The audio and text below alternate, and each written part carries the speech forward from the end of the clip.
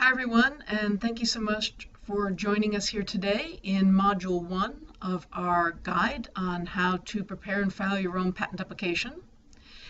In this module, we'll be discussing how to find out if your idea is patent worthy. That is, can you protect your idea with a patent?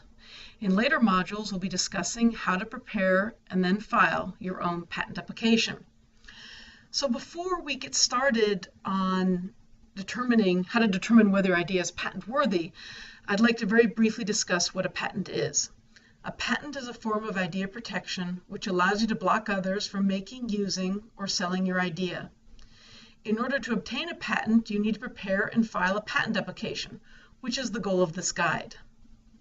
In this module, we will discuss whether your idea can be protected with a patent and then how to prepare and file your patent application. Brief disclaimer, nothing in this presentation or in any material provided, whether verbally or in writing, constitutes legal or patent advice. So what makes an idea patent worthy? Well, in order to be patent worthy, an idea has to be truly different. Now, the top two examples are examples of ideas that are truly different in their time. For example, look at the upper right-hand image of a car. When the car was first invented, people were still traveling in horse and buggy, or if they were lucky, in a steam engine on a train. The car was a radical, new, disruptive innovation, and as such, it was patent worthy. On the left, what you see is a typing machine, which for its time was also considered to be patent worthy. Nowadays, many inventions or ideas that are patent worthy will be like those at the bottom, which shows a software system.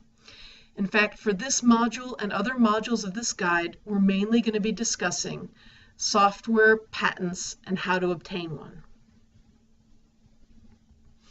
So how different is different? Well, to be patent worthy, the difference can actually be quite small.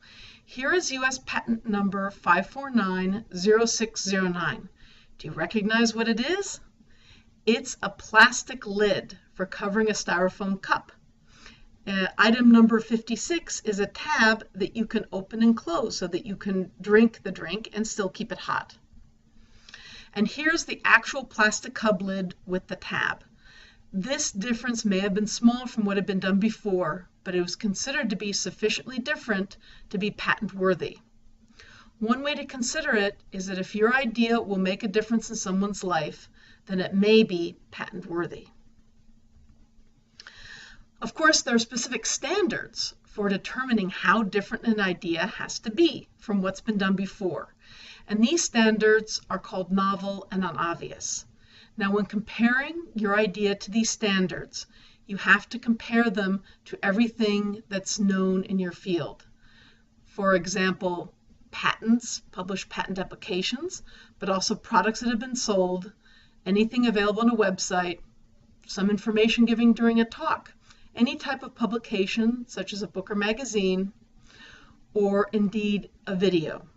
All of these are considered to be information that it's known, and it is information against which your idea will be compared to determine if it's novel and non-obvious. So novel simply means new. Any new invention or idea is novel. It means it's not exactly like what's been done before. So this is a fairly low standard to overcome. Most new ideas can overcome the standard. The more tricky standard is non-obvious. Non-obvious is subjective. It's very hard to define, and indeed many court cases have been fought in the US and other countries over whether a particular idea was non-obvious. Some ways to describe non-obvious is inventive, or an inventive leap, being truly innovative, or having the wow factor. Basically, to be non-obvious or inventive means being really different from what's been done before. Now, can your idea follow the rules while breaking them? As I said before, your idea has to be patent worthy, has to follow the patent rules in that it has to be novel and non-obvious. Of course, it also needs to follow the rules of being in a patentable category. At the same time, we need your idea to be truly different from what's been done before. So I know it's tricky, but you just have to consider these simple rules and compare your idea to them. So we discussed novel and obvious, and now we're going to discuss the patentable category. For an idea to be patent worthy, it has to fall into a patentable category, meaning it needs to be a technology. Some examples of such technology include mechanical or electronic devices, software, molecules, proteins, etc. Ideas which may be truly new and innovative, but which are not patent worthy because they do not fall into a patentable category, include scientific facts, names, logos, songs, books, images, etc. These ideas, some of them at least, can be protected in other ways, and they may even be very innovative, as I said before, but they cannot be protected with a patent, and so they are not patent worthy. So what is patent worthy? Well, here I'm going to give some software examples.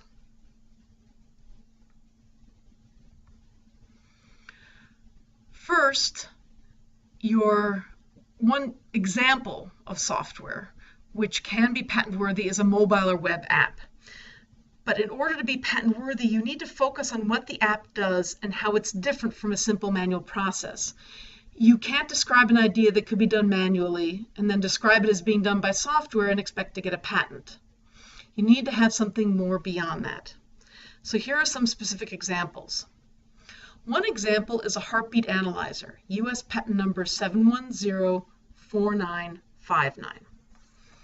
This idea was considered to be patent worthy because, first of all, it is software that is doing something a human couldn't do manually, and that had not been done before. It is analyzing heartbeats. Second of all, it is analyzing heartbeats with software in a way which is truly different, novel, and unobvious in comparison to what had been done before. The diagram which I've shown you is a flow diagram or method diagram. It describes the software as a series of steps. This is one way which you can protect your software idea in a patent. Now I urge some caution with the next example. It describes the user interface as a system and method, and it's from Apple. Not all user interfaces are going to be patent worthy, but this particular one was. It's described in US patent number 8223134. Among the things which Apple did to ensure they were able to get a patent for the software is, first of all, they describe the software modules and how they operate with the hardware modules. So this is actually a user interface for the iPhone. This was very clever and ensured that the software could be shown to fall into a patentable category. Second of all, they didn't vaguely describe the user interface. They used many concrete steps, diagrams, and examples to show how their software is different from what had been done before. Because they're able to show that it was novel and non-obvious or inventive, they were able to obtain a patent. Other examples include embedded software. This is software which operates hardware. For example, most, if not all, automobile engines these days have software in them, which help control the operation of the engine. That's an example of embedded software. For an example of an embedded software patent, see US patent number 8589889. Another category is specialty software applications. This includes any software that performs a highly technical function, such as, for example, image processing for radiology or X-ray images.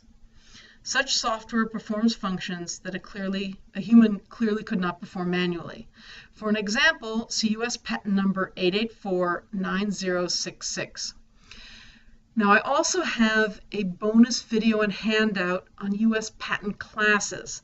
Classes are examples of specific patent categories but broken down in more detail.